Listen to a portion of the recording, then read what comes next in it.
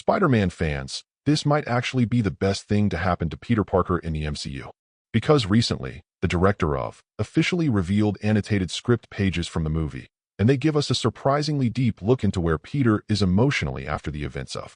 Now, these pages don't reveal massive plot spoilers, but they do reveal the emotional core of the movie, the tone, Peter's mental state, and honestly, it feels like Marvel is finally giving us the most comic-accurate street-level Spider-Man story we've wanted for years. And the craziest part? The biggest reveal doesn't even come from the script itself. It comes from the director's notes. According to the annotations, the movie opens by showing Peter's memories through the Marvel Studios logo sequence. We see moments with Ned, MJ, and Aunt May, but as Doctor Strange's forgetting spell takes effect, Peter slowly begins disappearing from those memories. Almost like Marty McFly fading away in. That means physical records, photos, videos, everything has been altered.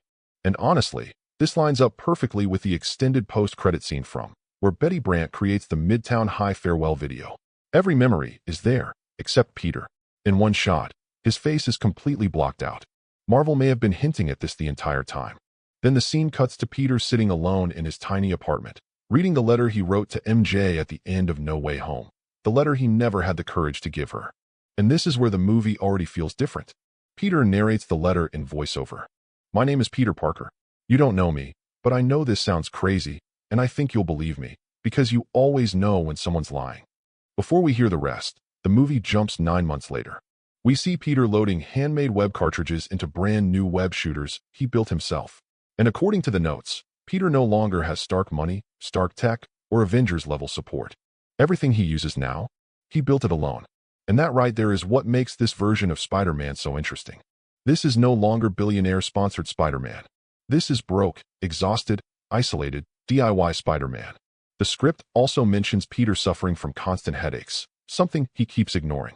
But the director hints that these headaches are connected to his unhealthy lifestyle and emotional collapse.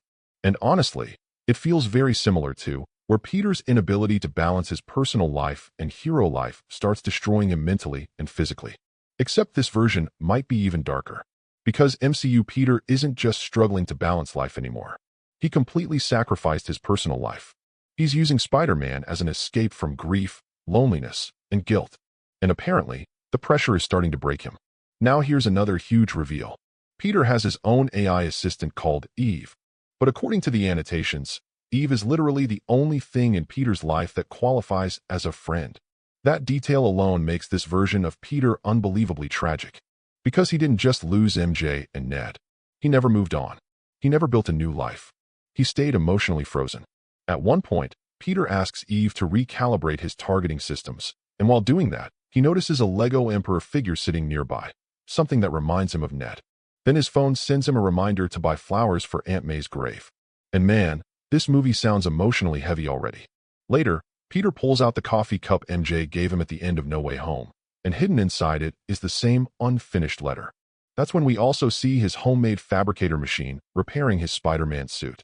The director describes it as a 3D printer on steroids built by a broke genius. And honestly, that's exactly the Spider-Man fans have wanted. Not Iron Spider. Not multiversal god-tier Spider-Man. Just genius-level Peter Parker surviving with scraps, intelligence, and pure determination. Then Peter gets another notification, this time from Ned's MIT post. We see Ned and MJ during their engineering orientation, moving forward with their lives, while Peter watches from a distance. The heartbreaking part is that the script specifically says Peter smiles while watching the video, even though internally he's completely devastated. Meanwhile, the voiceover from Peter's letter continues. There was something terrible coming, and the only way to stop it was for everyone to forget me. But the truth is, I love you. And deep down, I hope you still love me too.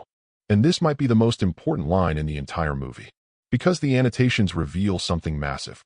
Peter completely misunderstands Aunt May's lesson about responsibility. Instead of learning how to live responsibly while still valuing himself and his relationships, Peter interprets responsibility as isolation, as self-destruction, as sacrificing everything. And that's probably what this movie is really about. Not saving the multiverse. Saving Peter Parker from himself. Then finally, we get the first major action sequence. Spider-Man is perched upside down on a steel beam overlooking New York City, exactly like the trailer shot. Police scanners mention a possible emergency involving a SWRD response team, and for one brief second Peter hesitates between his personal pain and his responsibility as Spider-Man. And once again, he chooses the mask. He pulls it down and swings into the city. Then the montage begins. Street-level crimes, fast villain encounters, construction site fights, small-time criminals like Tarantula and Boomerang, and possibly several years of Peter's life flashing by through non-stop Spider-Man activity. But one detail fans are really losing their minds over is the new suit.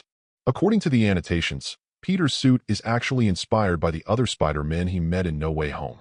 Specifically, the wrinkles and fabric movement are intentionally inspired by Spider-Man suit design. That's such a tiny detail, but it shows how much care is going into this movie visually and emotionally. And honestly, based on these script pages, doesn't feel like another giant multiverse spectacle. It feels like a character-driven reset.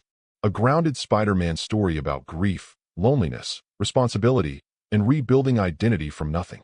The updated Marvel logo reflects Peter being erased from the world's memory. The apartment scenes show how emotionally broken he's become. Eve and the homemade tech represent his lonely genius side. And the MJ